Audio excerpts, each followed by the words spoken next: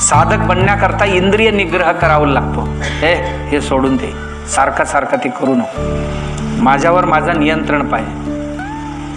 नाही, काही काही लोक कुठल्या कुठल्या गोष्टीसाठी सर्वस्व त्यागतात, असं नाही. मला माझी अवगुण जे आहेत हे त्यागावं लागेल, मला इंद्रिय निग्रह करावं लागेल, मला मनोनिग्रह मला करावं लागेल. म्हणून मनातल्या ज्या काही मलिन विषय आहेत हे त्यागावंच लागेल. माझ्या मनाला चांगल्या गोष्टी गुंतवावं लागेल, चांगल्या गोष्टीत गुंतवावं लागेल. मला साधक बनायचं असेल तर माझी बुद्धी शुद्ध करावंच लागेल.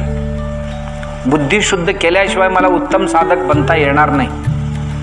हे सगळी असावं आणि तेही असावं असं नाही होणार. एक माणूस तो हा असतो ना बोका, घरातला मोठा बोका घेतला होता असा, आणि पोपटाला म्हणत होता, ये माझ्या घरात आला तर तुला मी काजू देईन, पिस्ता देईन, बेदाणे देईन, डाळिंब देईन, द्राक्षी देईन, ये म्हणत होता.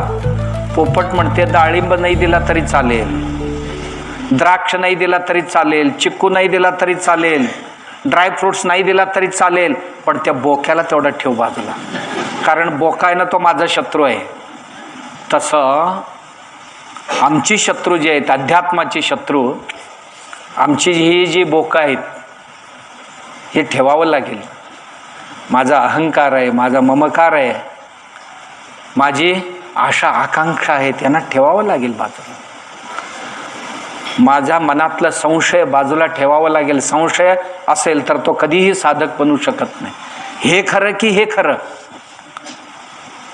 अदृढ बुद्धी असेल तर तो कधीही साधक बनू शकत नाही. त्याच्या मनातलं